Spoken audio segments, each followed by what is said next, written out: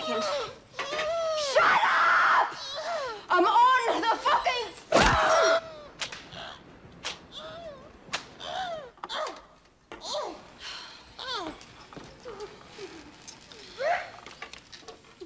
Yes? Have you ever dated someone who was smarter, more attractive, with greater material wealth, and who was one step ahead of you on the emotional maturity ladder? If you have, well, first, congratulations for making that little scheme of yours work in some capacity, at least for some time. And second, well, you probably already know that such things aren't meant to last. You can punch above your weight for some time, but if not today then tomorrow, she will eventually feel like there's something amiss. Let's say the girl in question likes Lars von Trier and Akira Kurosawa movies. And let's say that being the cunning little devil you are, you manage to sell yourself as an intelligent connoisseur of the fine arts, a man or a woman capable of the clever and mildly sardonic take of the worldly person. But eventually, your clever little film commentaries, which were capable of putting a smile on your victim's face on the first few dates, started to come off as dumb and predictable. Also, you were never Brad Pitt, but you were no Quasimodo either, so by means of a thoughtful and careful selection of wardrobe, you managed to look the part, at least for a time. But you eventually got to the steamy bits, and well, the dim lights, your expensive Latino walks, and the week you spent half-assedly following the insanity training program didn't do it for you. The mask fell off, leaving you in all your naked average Joe glory, or lack thereof. The result of all of this was that, well, she turned that page in the book that had your name on it, and then moved on. But Alex, you garrulous, out-of-touch lunatic, I hear you say, what does any of this have to do with Encased? Well, stay a while and listen to hear all about it. Welcome to Ye Olde Entertainment. My name is Alex, and as you know, it is my duty, my mission, my purpose in life to help you decide whether that game that you have been thumping for so long is indeed the right game for you or not. And today, we have a game that, for better and worse, very much lives up to its name. Encased is a Fallout 1 a sci-fi RPG with turn-based combat mechanics that takes place in a post-apocalyptic setting. And just like that one time when you managed to sell yourself as a suitable sentimental companion to your magnificent victim, girlfriend, for a couple of weeks or 3, for 8 hours or so, Encased has you believing that it is a strong RPG, a well-rounded, immersive, post-apocalyptic experience that will sate your thirst for Fallout-inspired games. But as soon as this initial stretch comes to an end, the game's many shortcomings start to sprout. Slowly but unequivocally, you start to realize that there's something amiss in every relevant aspect of the game. And which aspects might those be, I hear you say? Well, as you know, I rate games according to a system of categories that feel relevant to the genre of the game at hand. And the game at hand this time is an RPG, so character creation and character progression are up first. Well, color me impressed, I thought when I was first introduced to the character creation screen in Encased. Now, it is no secret that the original Fallout games set the standards for post-apocalyptic themed RPGs. They actually consider us gods. So much so, in fact, that we have come to expect certain things to work as they do in Fallout. One of those things is the game's character creation and leveling mechanics. In Fallout, you had stats that you could fiddle around with. This served as the foundation of your character's build. Are you planning on gunning down everyone? Are you going to sweet-talk your way to the back of the kitchen? Or are you going to crack all of the world's challenges with your superior mental prowess? Stats helped you decide your general approach to the game, but then there were also skills, talents that allowed you to further tailor your character to your preferred approach. If you really knew what you were going for, you could even choose optional traits. These were powerful modifiers that came with a delicious side order of opportunity cost. Spoiler alert, the one thing that's missing here in Encased. Initially, Encased lives up to this expectation, and at least in theory, it takes it even further by providing you with various skills and tiered abilities and other options for you to play around with. In Encased, you play as an employee, working for a corporation known as Cronus. This corporation has wings that are like departments. The white wing is the scientific dependency, for example. The blue wing is responsible for technological advancement, and you also have the silver wing, the black wing, and the oranges. Choosing a wing is probably the most impactful decision you'll be making while creating your character. You also have a huge array of pre-made characters, all of whom have different portraits, stats, and a neat little backstory to add some RPG value to their name. There are also many traits available, and they work much like they do in Fallout. They offer substantial benefits at equally significant costs. If you don't like any of these pre-made characters, you can create your own. And of course, there's attributes and skills for you to play around with. Skills are grouped in two major categories: combat skills and applied skills. Each of these has tiers of abilities that may be unlocked. Many of these skills are pretty versatile and can help you in combat, but also in exploration and even in scripted events.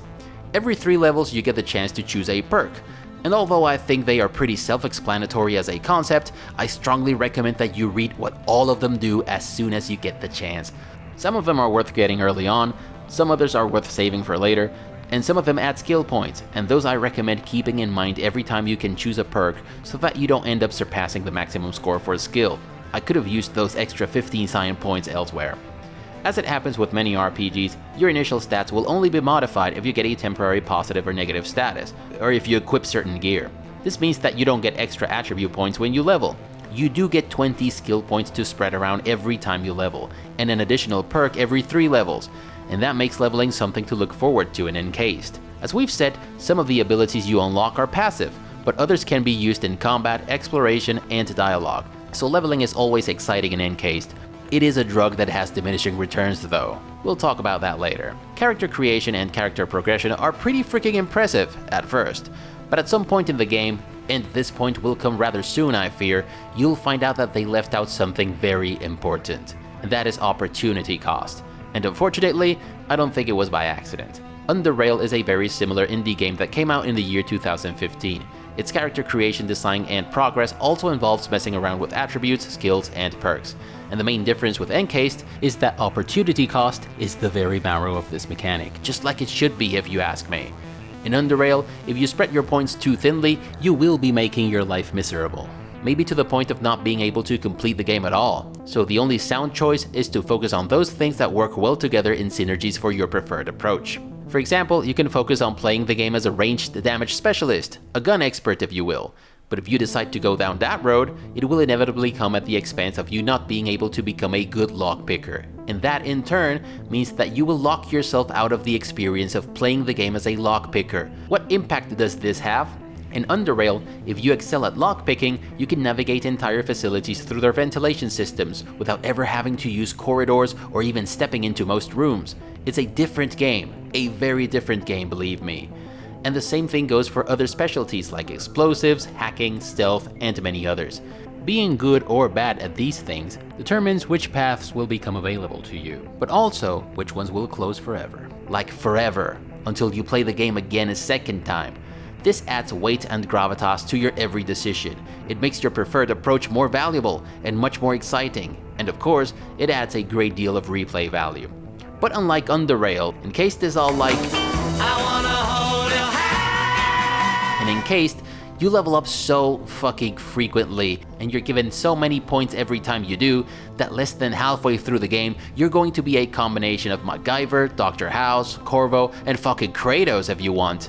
Hell, this may be the only fucking game in the world in which the higher level you are, the faster you level. Yes, this is a thing in Encased. I was halfway through the second act by the time I had managed to become resourceful enough to access every place, open every container, fix every item, convince or intimidate everyone as I saw fit, and I was hardly ever forced to do something in a way I didn't want to. In the worst case scenario, I just had to come back a little later. It all felt too milquetoast, too handholdy and easy. It was as if the game was yelling, I wanna hold your hand!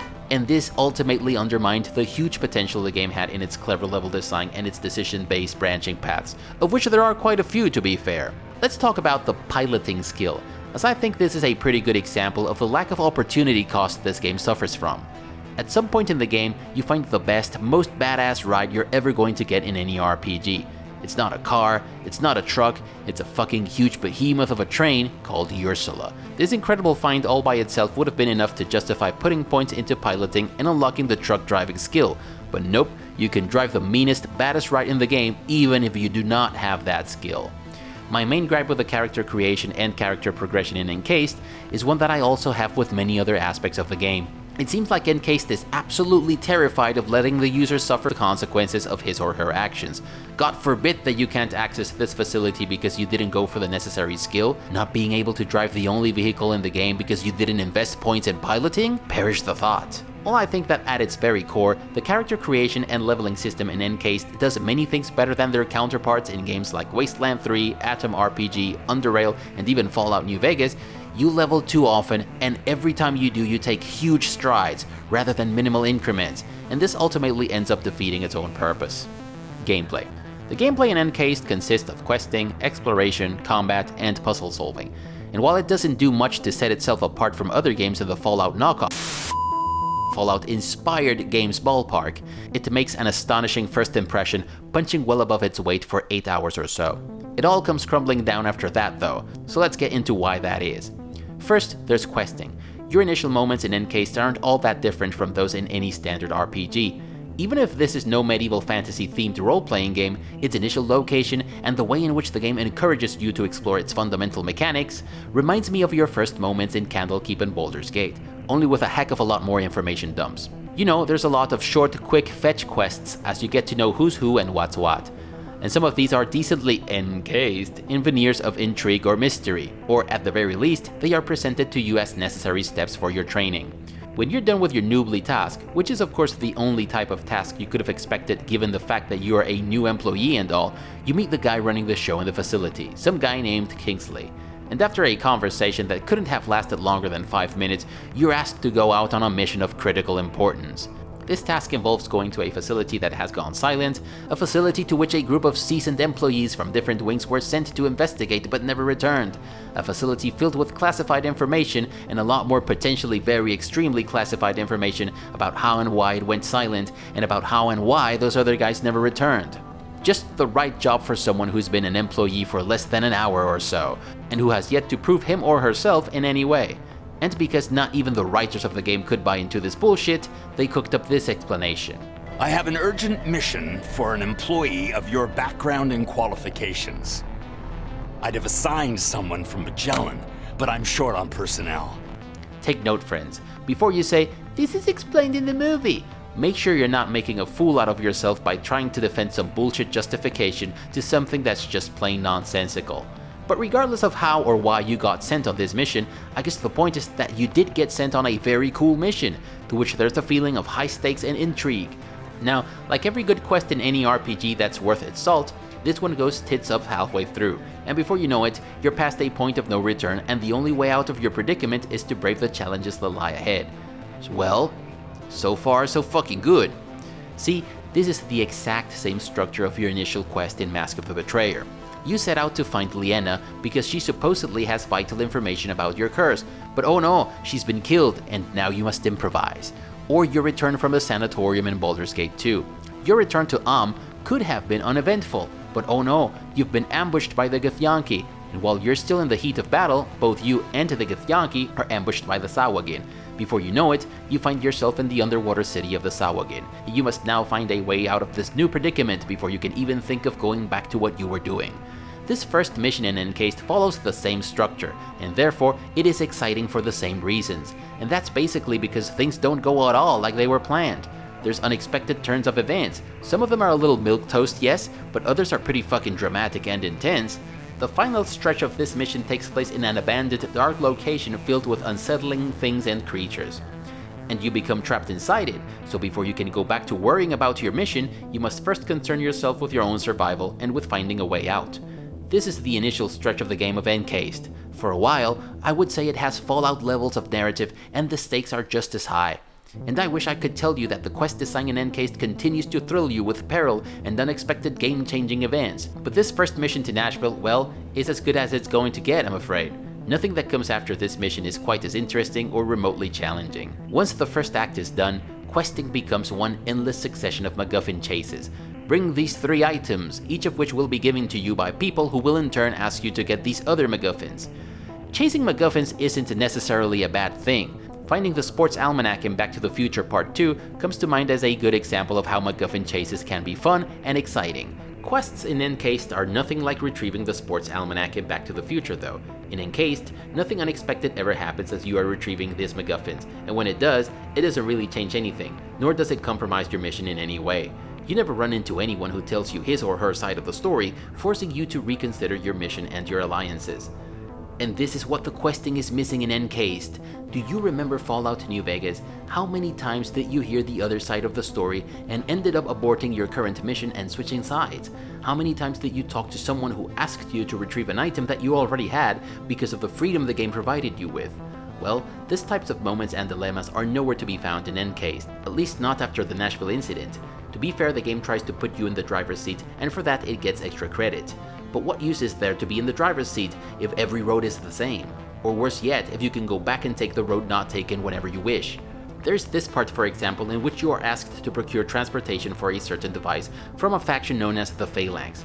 The leader of the Phalanx is some cheap capitalist discount version of Fidel Castro. So negative Fidel Castro, that's less evil. He agrees to help you on the condition that you help him with a couple of things. If you do not want to help the man, and if you have the appropriate hacking skills, you can go back to the transportation office, I guess, hack into the main computer there, and arrange for the device's transportation.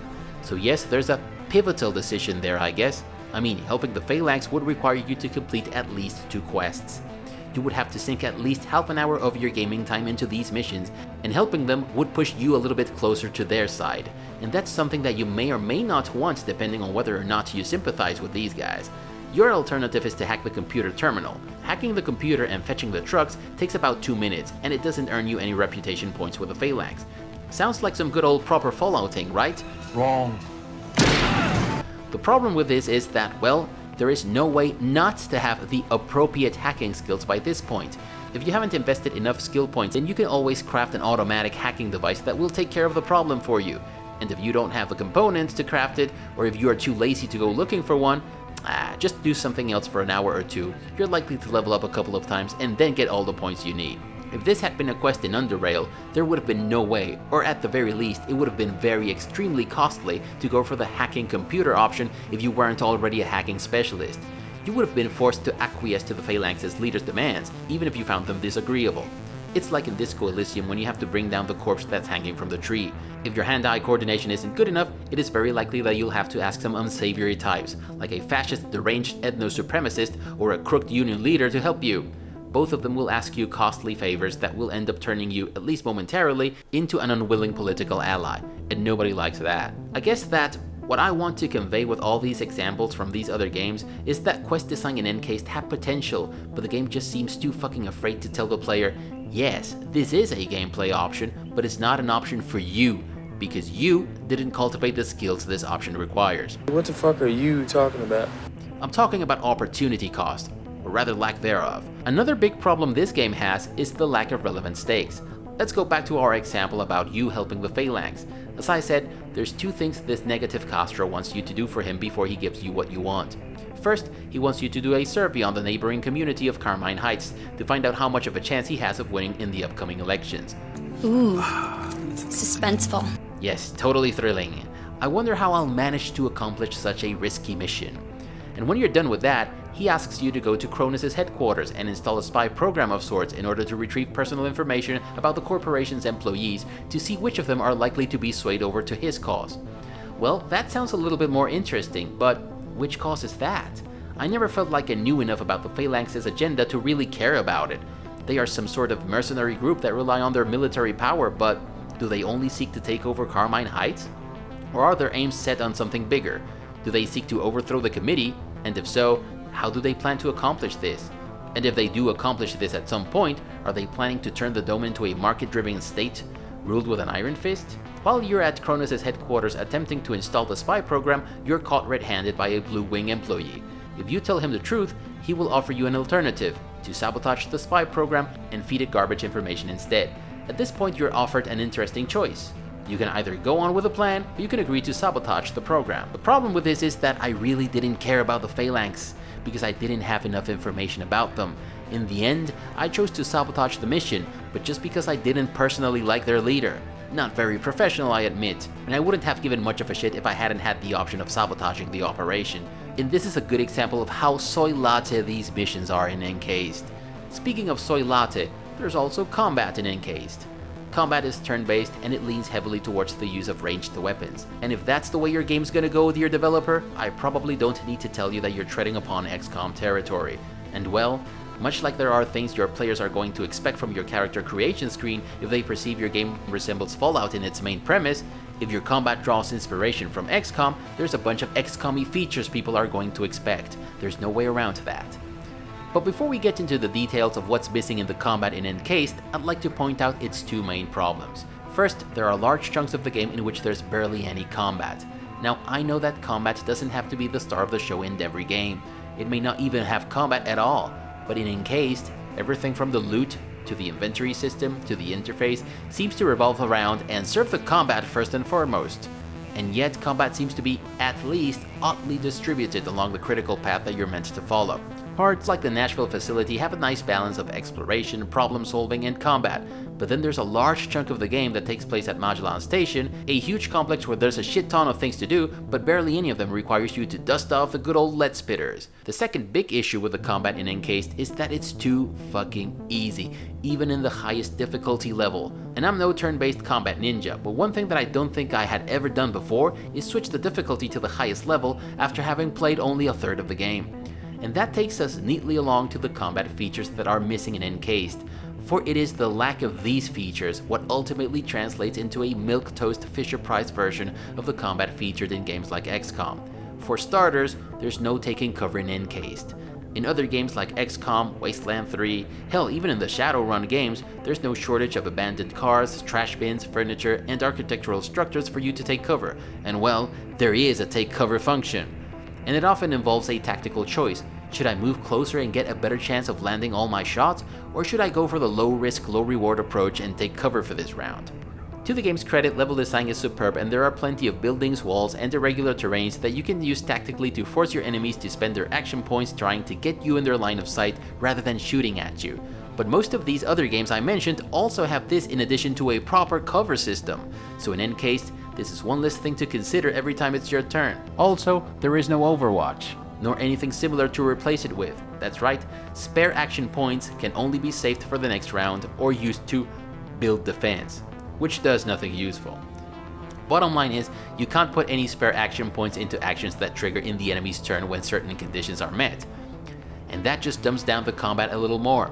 There are also no attacks of opportunity, and that of course takes all the planning you usually put into enemy and friendly attacks of opportunity completely off the table. Also, if your perception is even halfway decent, missing a shot is almost impossible.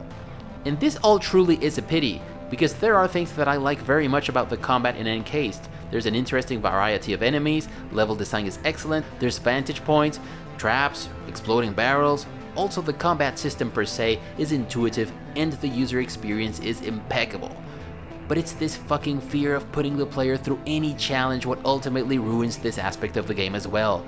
The lack of some of the genre's most basic features dumbs down things to a point in which they're almost a non-challenge. Encased also has puzzles, and they are pretty decent. Some locations in the game are entirely designed around solving a puzzle. And at least for me, they were exactly as challenging as they needed to be for a genre like RPGs. They don't solve themselves, but they're no brain hemorrhage inducing ugly motherfuckers either, like that decoding puzzle in Underrail for example. I also felt like puzzles added variety to the gameplay repertoire in Encased, but as with everything else in the game, if you're too dumb or lazy to figure out these puzzles, you can always, and I do mean always, brute force your way through them by simple trial and error. I thought I'd leave the best for last this time. And the best thing about the gameplay in Encased is exploration. This is where this game truly shines. It is what kept me invested the most throughout my entire experience. You do exploration on two different levels. You navigate a map of the dome by walking from place to place or driving to Ursula. And once you arrive to these locations, there's plenty of exploration to be done. All of which is interesting, even exciting I would say. Exploring the map has an interesting feeling of adventure to it. As you walk or drive from place to place, your party will become hungry or thirsty or fatigued, so you'll have to camp from time to time and sit around a fire to prep food and rest. You have to procure provisions for those long trips to make sure you don't die of hunger or thirst. Stocking up for a trip is cheap and easy to do, but the fact that you have to keep an eye on your supplies of drinks and food adds some weight to your world exploration endeavors and the economy aspect of the game. There are many places to be discovered while you travel the map, and some of these, even if they are not part of your critical path, are some of the best and most challenging locations in the game. There's also some random scripted events, some of which are actually pretty well written. There are however a few that are repetitive and pointless as fuck. Exploring the map becomes even better once you find the Ursula.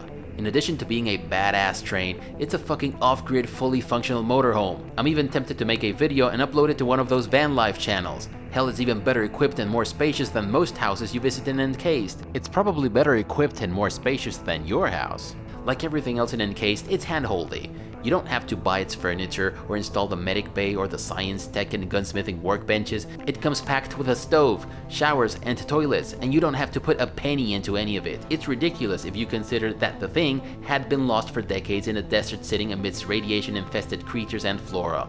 It would have felt more deserved and satisfying if you had had to invest money and time into this badass moving headquarters, but it's still nice, practical, and well, just dreamy. Areas like dungeons, abandoned sites, and settlements are also very cool to explore. Looking behind every nook and cranny and exploring the far confines of each area pays off nicely. There's secret loot to be found, containers filled with useful materials and items, and sometimes secret ways to access other areas. Most of the time they're also just plain cool to look at. Also, each area is designed in a way that makes you want to explore it further.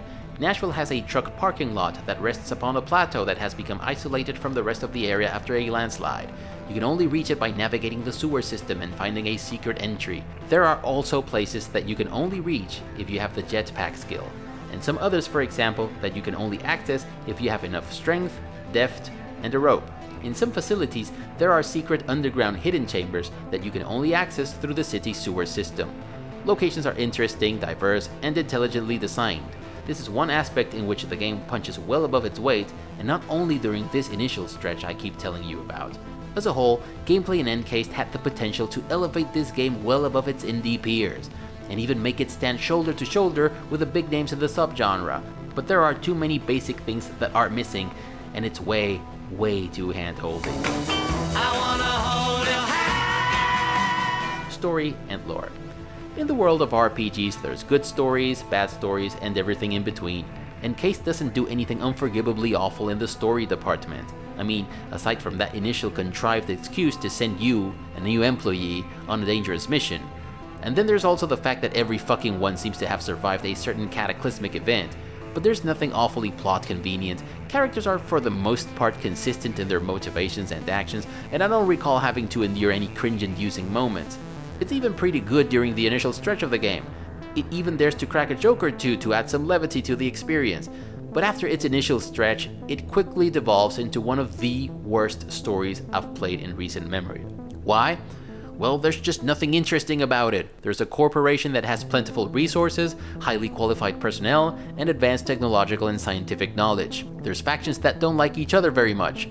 There's the Maelstrom, which is supposed to be the greater threat looming in the horizon. And then there's you. Think of these elements as ingredients to be used in a recipe. It shouldn't be hard. We have seen these ingredients mixed in different ways, with varying degrees of success in many other games and movies.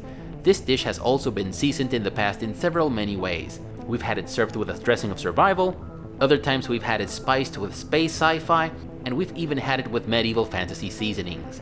But in Encased, instead of a beefy, juicy sirloin steak, we got a bland piece of soy meat. Instead of jalapeno peppers, we got regular peppers. And instead of that tasty, natural garlic from Los Andes, we got an industrial, mild garlic sauce that I wouldn't even deign call garlic.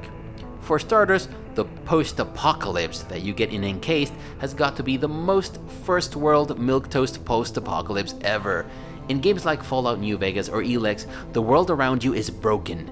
Cities and towns are desolate. There's zombie creatures and wastelands festering with radiation everywhere. The absence of anything resembling a state has led to the emergence of totalitarian, ruthless bands seeking to exert control over the entire region. Trade has been reduced to the rudimentary exchange of items that would have been considered disposable or even trash in the old world. And the most important thing is that you get the feeling that everyone is struggling to make the best they can with what little they have, sometimes even convincing themselves that things aren't as bad as they seem, a collective coping mechanism of sorts. And while there's zombies and radiation and some abandoned places in the world of Encased, it never feels like the general state of the world. I mean, walk into any relevant settlement like Carmine Heights or the Phalanx's headquarters and everything's clean, tidy, new. There are almost no broken toilets or sinks. There's latte boy coffee machines everywhere from which you can get coffee for free.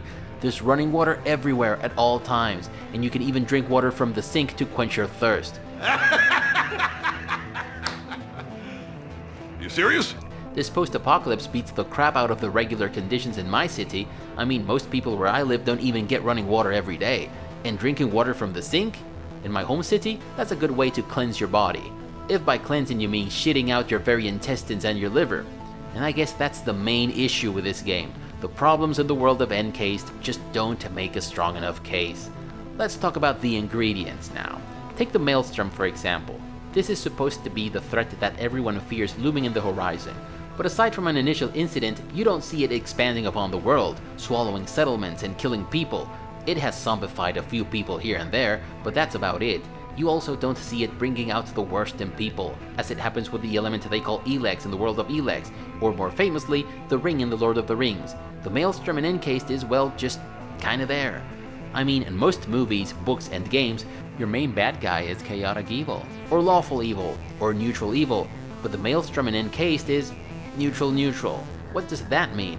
Well, imagine if the Ents had been the final big bad guys in the Lord of the Rings. The Maelstrom is supposed to be a sentient entity in Encased, and as a concept, that has potential, but it's just lacking any purpose or motivation. What is its plan? I don't know. Of course not. Why is it doing what it's doing? I don't know. Of course not.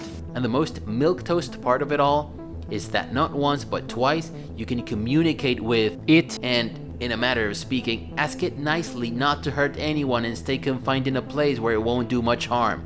Really? Let's move on to the factions that don't like each other in Encased. And I say factions that don't like each other because that's as far as the conflict goes between them. I can't help but feel like they are inoffensive Fisher-Priced versions of the factions we had in Fallout New Vegas. There's the Committee, who is led by Kimiko Nakamura, who, like Mr. House in Fallout New Vegas, believes her faction is the only one suited to rule over the people who live in the Dome, because they have greater access to science and technology. Then there's the Phalanx, the mercenary group led by the negative Fidel Castro, who wants to rule over Carmine Heights. And that's as much as we can say about them. Then there's Carmine Heights and the Picnic, who seem to want to be left alone for the most part. And then there are the Fobs. I won't even bother talking about those. Like I said, these factions aren't even at real conflict with each other. Kimiko's master plan, for example, is to neutralize the other factions by sending you to help them. She anticipates that they will ask you to help them carry out actions that will affect the other factions negatively, and in the process, she expects their leaders to surrender crucial information that could be used against them in the future. And what of the obscure actions these factions ask you to help them with? Well, they include pasting posters around city boards to help a certain group win an election, stealing a relic that's collecting dust and has no strategic value from a warehouse in the stronghold of the opposing faction, running a survey without making it obvious who you're working for, and stealing employee information from the committee to see if any of them could be recruited. Ooh, suspenseful. Thrilling.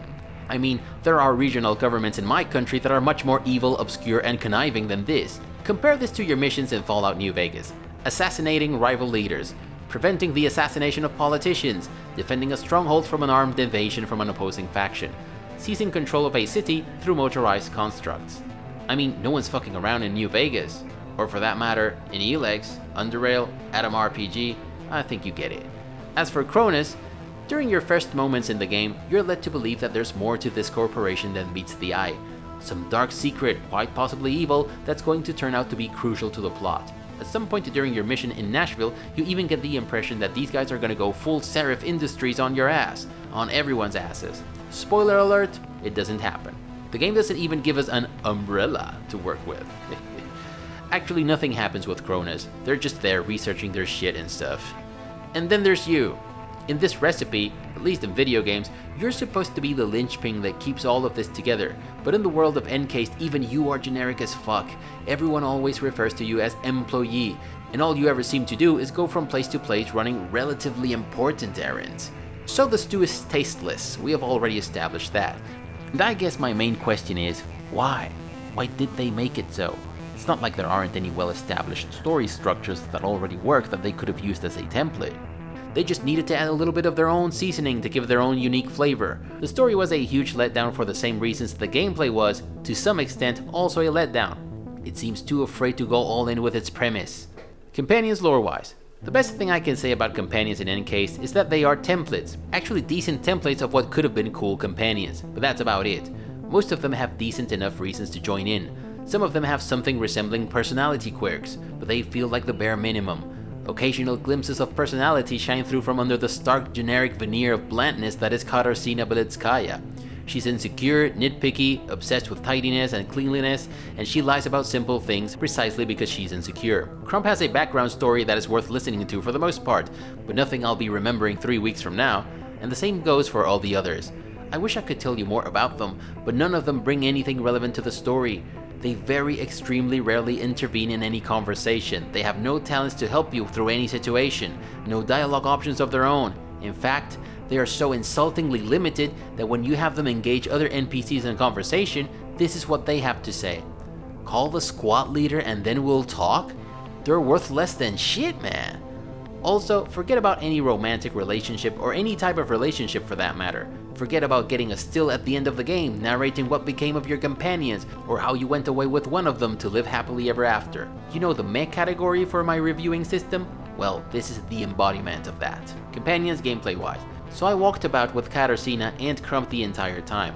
I suppose that, in theory, that was not the best team to have, given the fact that I was a White Wing employee like Katarzyna, so our talents overlapped to some extent. But none of that really mattered. I just breezed through the game in the highest difficulty level without ever facing a challenge that would make me question my build, my overall strategy, or my tactics.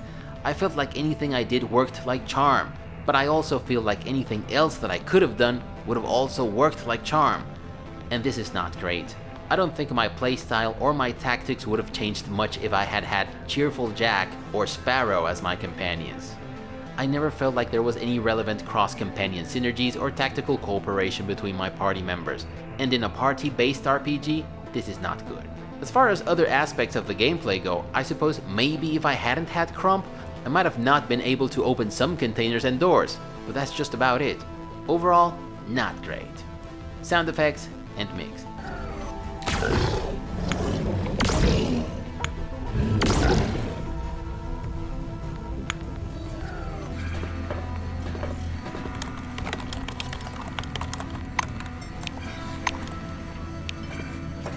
Given its many similarities, it's hard not to compare this game to Underrail.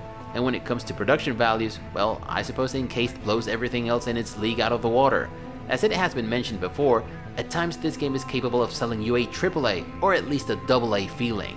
And this especially because of its graphics and its sound design. The sound in combat is pretty good. I especially like the sound of guns in Encased. They all feel distinct and consistent with the way in which they operate. This gun, for example, fires tranquilizing darts through a compressed air mechanism. Someone touched us. This one is an energy gun. And this one is a flamethrower with different types of attacks. There's also a unique sound for every type of reload, and they're all pretty cool. The sound landscape is a little thin though. There's no sound of echoes, or the wind howling, or the rumor of people talking. These are decidedly absent, and I felt like the sound design could have been a little bit more robust. Also, there are some sounds, like the one that accompanies the animation of you or your companions cracking open containers and lockers, that can get really old really fast. Overall, I think it's solid, but make no mistake about it, there's no comparing it to Wasteland 3, for example. Music.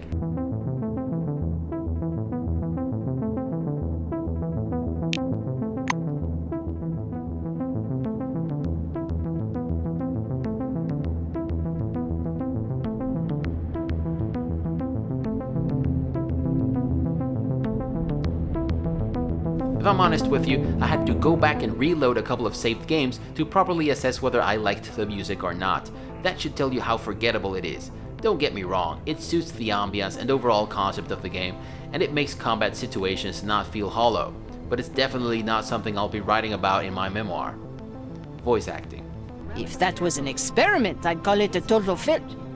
Russo raises her head to study the green lights high up under the complex's ceiling with acute fascination. Everybody was in a panic all that year, waiting every day for the end of the world. But Nakamura was able to overcome the disturbances and evacuated the bigger part of the survivors here. There's some pretty decent voice acting at work here. What little personality companions like Cheerful Jack, Crump, or Katarzyna have, they have in part because of the voice acting. There are no significant stinkers here, but also no standouts. You can forget about getting anything along the lines of this. Clarence? Clarence! Oh, no! Oh, Clarence! He was too days away from retirement! But it is still serviceable. My main gripe with it, and this is something that you should know, is that it is only partially voiced. And when it came to choosing which bits were going to be voiced, there didn't seem to be a consistent criterion. Some trivial moments are fully voiced and narrated, and some crucial ones are completely silent. At the start of the game, you get the impression that the narrator is going to narrate absolutely everything, every action, every tiny little gesture, every description of locations and things. But later on in the game, there will come a time in which you will have a hard time remembering when was the last time you heard the narrator. Overall, I'd say voice acting is serviceable, those times you do get it. Secondary mechanics. So after playing Divinity Original Sin 2 and Encased, I feel like yelling, Doesn't anyone notice this? I feel like I'm taking crazy pills! am I the only one here who is not okay with this trading system? Let's cut to the chase here. This is the trading interface in Encased. There's this weapon I want to get from the vendor, and hovering over it allows me to compare that weapon with my currently equipped weapon. But I can't be the only fucking one person in the world who also wants to compare the weapon I'm about to buy to the secondary weapon I'm carrying, and to every weapon everyone in my party is carrying. The way I see it, this is a user experience flaw, and there are just too many easy ways to solve this. You can show tiny floating comparison windows for every weapon you and your companions have currently equipped, or a table if it's too much trouble. You can provide the player with a drop-down menu to allow them to switch over to the other companions and then show the comparison, or you can allow the player to switch companions on the fly. But why the fuck don't games like Encased and Divinity Original Sin 2 do this? Fuck you, games. At least in Encased I can see every weapon in the weapon tab and I can quickly hover over them to see their stats. It's still not a vis-a-vis comparison, but it's better than nothing. Also, food is important in this game, and I really like this being so. It makes cooking important, and it adds some degree of resource management to the experience. I like the variety of meals available to you in Encased. These meals are capable of granting different boons, often at the expense of a negative side effect. What's this? Various types of food with tactical value and the opportunity cost associated with their consumption? Well, color me impressed. But hovering over your meals reveals only some of its relevant information, like the amount of hunger and thirst points that will be restored upon consumption. But that's not even the most important thing about your meals. Some can also modify your base attributes, allowing you or your companions to do some things that would otherwise be impossible, like opening some of the stubbornest containers in the game. But this information is not readily available upon hovering. You have to right-click and choose Overview to get the full description of the meal. And when you have 15 or 20 different foods in your inventory and you're looking for a meal that very specifically increases your muscle attribute, this can be a pain. This information would have also come in handy in the food preparation screen. Alas, it's nowhere to be found. Encased has other secondary mechanics to round up the experience. There's crafting, cooking, weapon enhancement, and some context-relevant mechanics that spice up combat and exploration. And you know what? They might very well be the best aspect of the game. Aside from those gripes I mentioned earlier, the user experience here is pretty fucking awesome. Cooking and crafting are intuitive, fun, and useful, and the graphic component of the user experience is quite simply impeccable. In fact, I don't remember playing anything like this in a long time, maybe even ever. We'll elaborate a little bit more when we get to talk about the graphics, but everything about the graphic aspect of the user experience is pitch perfect, and the devs continue to improve upon it with every patch. The choice of font is fantastic. It's easy to read, it's absolutely consistent with the vibe and personality of the game, and it works perfectly every time it's used. Hell, I even want to use it on my personal projects. The interface design and mockup is absolutely flawless. Everything is exactly the size it has to be. Everything is located exactly where you expect it, and the visual weight hierarchy of every graphical element is exactly what it should be.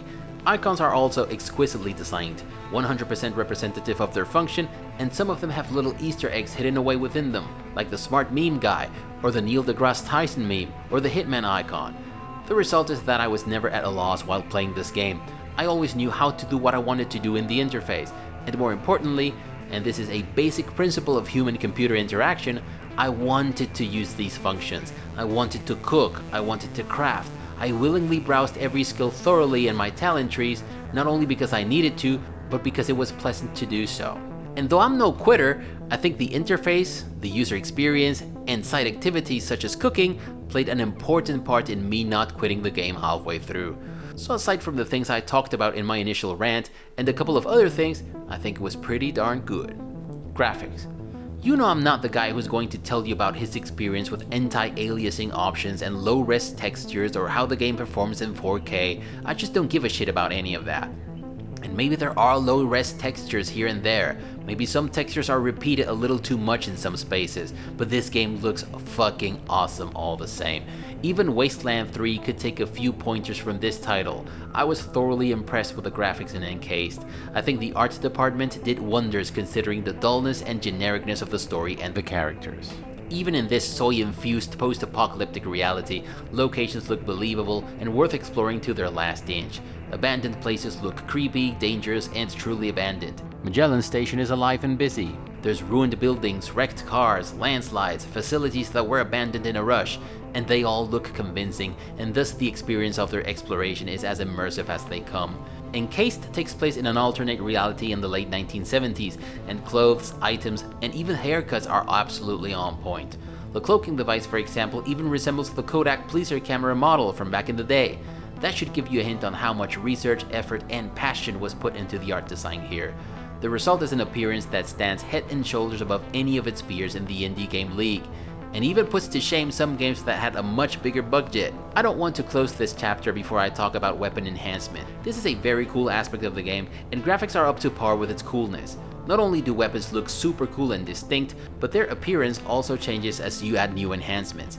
Graphics are not perfect, of course. There's those low-res textures we already talked about, and those textures that are repeated a little too much in some locations. But graphics also encompass animations, and some of those are a little bit limited. Take this animation that triggers every time you force open something. It's the animation not only for every strike, but for every character. As for character models, well, I'm 90% sure there are only 2 of them. There's no fat people, no overly muscular people, no taller people, although they are often described as such, and although they managed to conceal some of this with a clever use of wardrobe, it's still noticeable.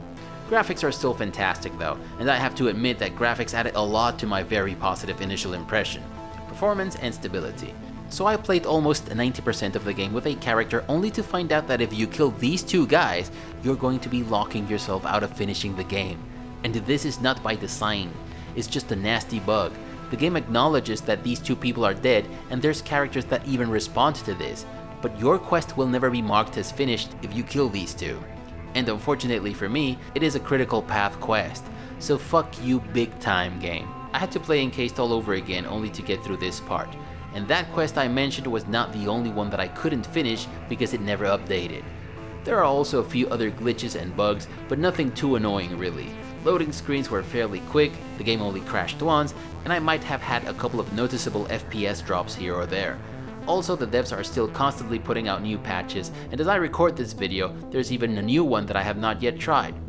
Other considerations and final thoughts. Never Knows Best had this to say about The Outer Worlds. There's another type of game I don't find myself having any real sympathy for. And it's those games that do nothing special, that take no risks, that offer nothing new, that just feel manufactured to meet industry standards. And I agree, both with the general sentiment of the statement, and in part with his opinion about the game. And to some extent, this is more or less how I feel about Encased, only not quite. There's clearly glimpses of passion shining under a veneer of blandness and genericness. The level design is superb, locations are worth exploring, the interface design is second to none. Ursula is the meanest, baddest ride I have ever had in an RPG, and there were also quite a few interesting ideas that could have been exploited a lot more. The initial stretch of the game is the perfect example of what Encased could have been if its potential had been fully realized. But what holds this game down is that it just seems to try much too hard not to displease anyone, rather than go all out with its premise. In Encased, players are never forced to deal with the consequences of their mistakes, or even with the most basic opportunity cost that comes from making any choice. You know, the road not taken? If you didn't take a certain road, you can't expect to obtain the benefits that come from traversing it. Underrail dared to tell the players to their faces, no, this option is not available to you because your choices locked you out of it. It seems that like many people, institutions, and apparently games nowadays, Encased is terrified of doing this.